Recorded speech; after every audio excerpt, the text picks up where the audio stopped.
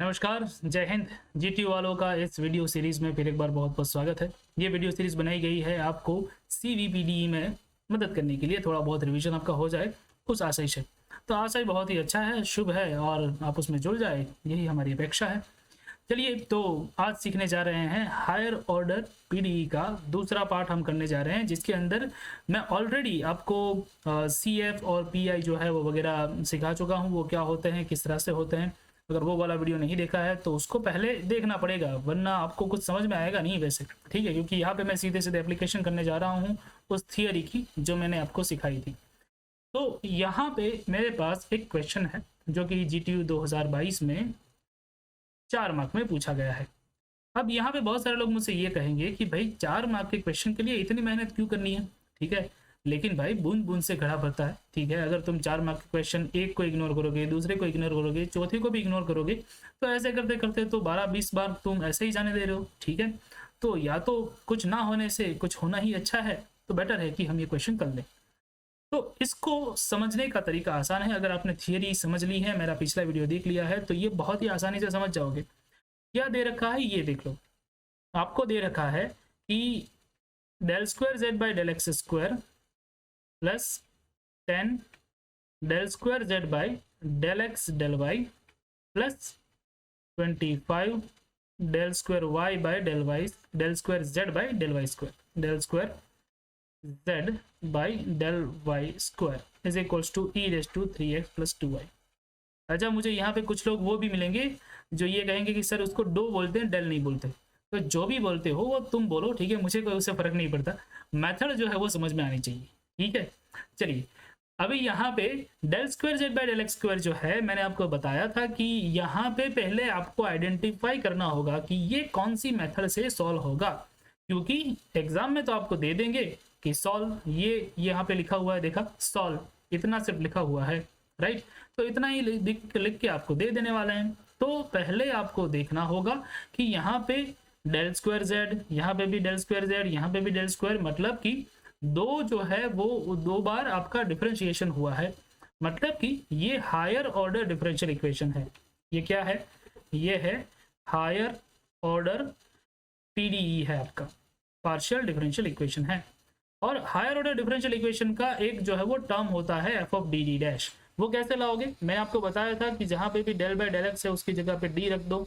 इसका मतलब ये होगा कि del square by del x square की जगह पे डी स्क्वायर आएगा, और डेल बाय डेल वाई की जगह पे आपको वाई रख देना है डी डैश, जिसका मतलब है कि del square by del y square की जगह पे आएगा डी डैश स्क्वायर, और del square by del x del y जहां पे भी आप देख रहे हो वहां पे रख दो डी डी डैश, तो वो हो जाएगा डी डी डैश हो जाएगा। ठीक है, वैसे भी चलो, तो ये मैं पिछले लेक्चर में बता चुका हूँ, इसलिए फटाफट से जा रहा हूँ।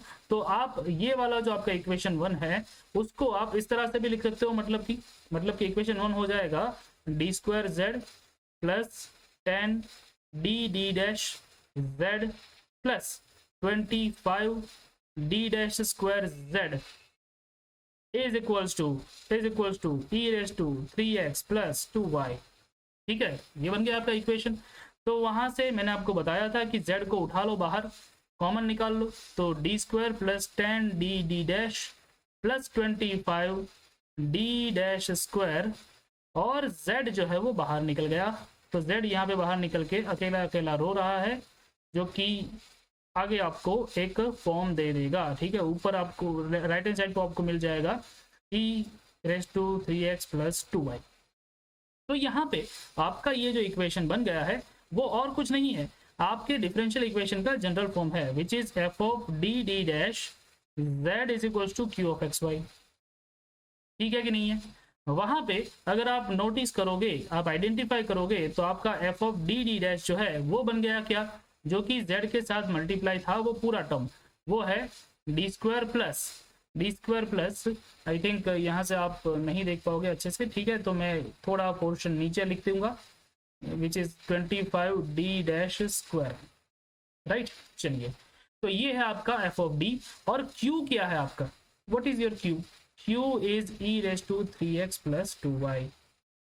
चलिए, तो मैंने आपको बताया था कि जब आपके पास इस तरीके का इक्वेशन होता है e रेस टू मतलब e raise to 2x plus 3y वाला होता है और उसमें भी f of D D dash z is equal to q of xy वाला अगर आपके पास इक्वेशन है, तो उसको सॉल्व करने के लिए आपको लिखना पड़ेगा कि जनरल सॉल्यूशन है आपका क्या है।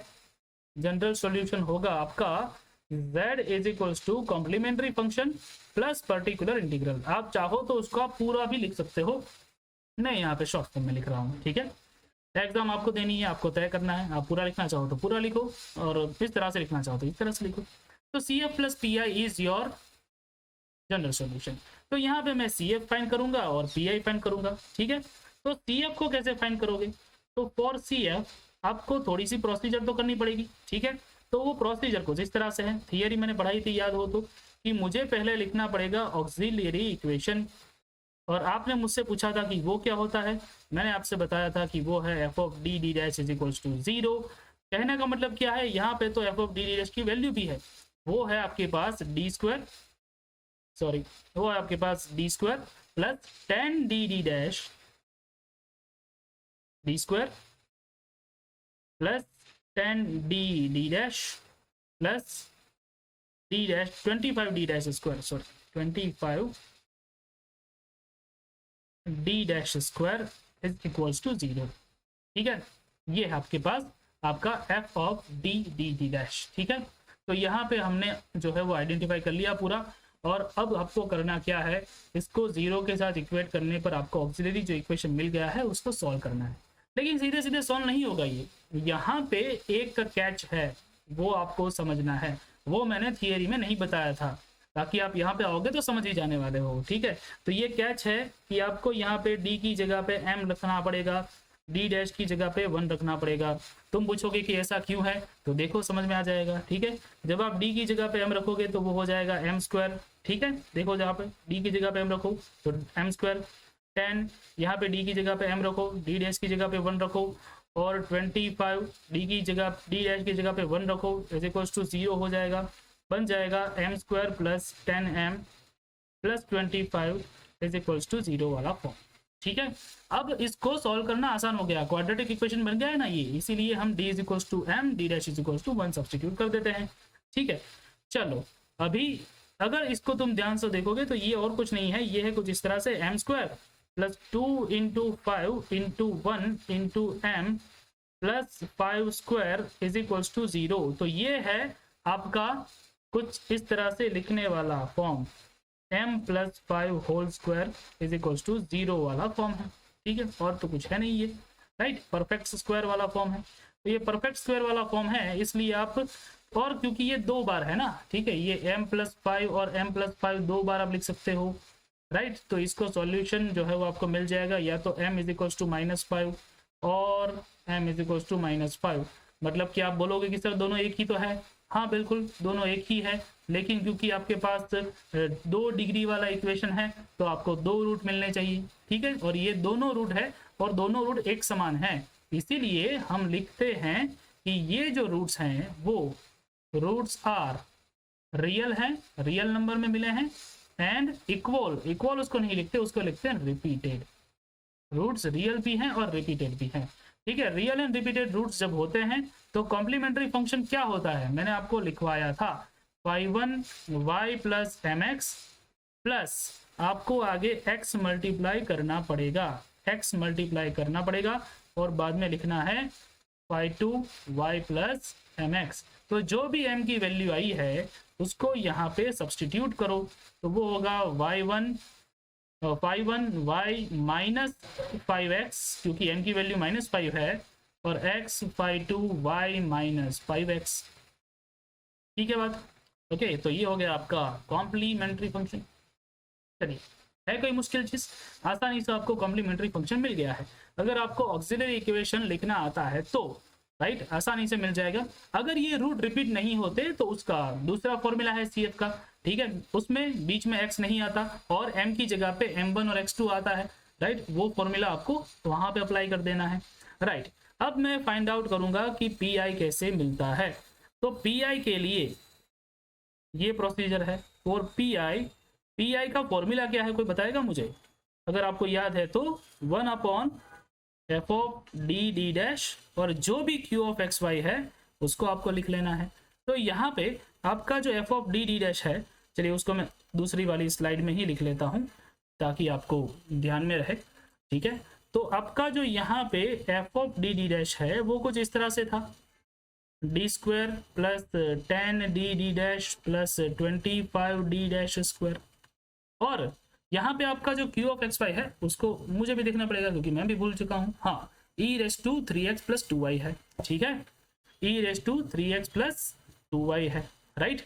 तो मैंने आपको ये बताया था कि आपके पास पर्टिकुलर इंटीग्रल फाइंड आउट करने के 3 केसेस होते हैं। उसमें अगर आपका क्यू ऑफ एक्स ये वाला है, मतलब कि ई raise to 3x plus 2y वाला है, तो आपको क्या करना पड़ेगा, d is equals to a substitute करना पड़ेगा और d dash is equals to b substitute करना पड़ेगा, जिसमें आप कंपेयर करोगे आपके q ऑफ x को e raise to ax plus b y के साथ। कंपेयर करने पे आपको समझ में आएगा कि यहाँ पे 3 है तो a की जगह पे आप 3 लिख सकते हो और यहाँ पे b की जगह पे आप 2 लिख सकते हो। तो d की जगह पे 3, d डैश की जगह पे b जो है वो आपको लिख लेना है। और ऐसा जब आप करोगे तो आपको कुछ मिलेगा, ऐसे कुछ मैजिक हो जाएगा। यहाँ पे ये है 3 square plus 10, 3 into 2 plus 25 2 square e raise to 3x plus 2y। तो ये हो जाएगा कुछ इस तरह से, 1/3 का स्क्वायर हो जाएगा 9, 10 इंटू 3 30 और 30 और इंटू 2 तो मतलब हो जाएगा 60 प्लस ये है 4 और 25 100 ई raise to 3x plus 2y, ठीक है। तो यहाँ पे हो जाएगा 169 ई raise to 3x plus 2y, ये बन गया आपका पी है। अच्छा, अगर एक और चीज़ मैं आपको साझा करना चाहूँगा, यहाँ पे बताना चाहूँगा कि अगर डिनोमिनेटर 0 हो जाए तो उसके लिए अलग प्रोसीजर है, यही करना है लेकिन थोड़ा सा अलग तरीके से करना है। अगर वो भी आपको सीखना है तो मुझे बता देना कमेंट में, मैं एक वीडियो उसका भी बना दूंगा, ठीक है। चलिए तो आगे बढ़ते हुए, यहाँ पे खत्म नहीं हुआ है, यहाँ पे खत्म नहीं हुआ है, ठीक है। गलती से भी यहाँ तक लिख के आ मत जाना वरना फिर कट जाएंगे मार्क्स तुम्हारे। तो आपका जनरल सॉल्यूशन होगा, जनरल सॉल्यूशन आपका हो जाएगा, क्या हो जाएगा, z is equals to complementary function plus particular integral था। तो कॉम्प्लीमेंट्री फंक्शन आपका था 1y minus 5x plus x 2y minus 5x, ये तो था ही, ये कॉम्प्लीमेंट्री फंक्शन था। पर्टिकुलर इंटीग्रल है आपका e raise to 3x plus 2y, उसको डिवाइड कर दिया इससे 169 से, राइट। तो ये जो आपका मिला है आंसर, ये जो आपको आंसर मिल गया है, जिसको मैं बॉक्स में लिख देता हूँ, वो है आपका फाइनल आंसर। तो ये बनेगा आपका 4 मार्क का क्वेश्चन, ठीक है। यहाँ पे आपको मिल जाएंगे 4 मार्क्स पूरे, राइट। अब यही क्वेश्चन 7 मार्क में भी आ सकता है अगर आपकी किस्मत बहुत अच्छी है। तो कई बार मैंने देखा है पिछले पेपर्स में, मतलब कि जो पुराने पेपर्स जो हैं उसके अंदर पूछा गया है, ठीक है। तो 7 मार्क में भी क्वेश्चन पॉसिबल है, 4 मार्क में भी क्वेश्चन पॉसिबल है, जो भी आपकी किस्मत उस हिसाब से ये क्वेश्चन पूछा जा सकता है। मैंने आपको बताया वैसे आसान सा क्वेश्चन है, इतना मुश्किल क्वेश्चन ये नहीं, ठीक है, इतना मुश्किल क्वेश्चन नहीं है ये। तो ये था ये वाला जो e raise to ax plus b y वाला क्वेश्चन, इसका इस फॉर्म का। इसमें एक और फॉर्म मैं आपको सिखाने जा रहा हूँ, वो है sine ax plus b y, लेकिन वो इस लेक्चर में करना मुश्किल है, लेक्चर लंबा हो जाएगा, बेटर है अगले लेक्चर में करेंगे। मिलते हैं अगले लेक्चर में, तब तक के लिए जय हिंद।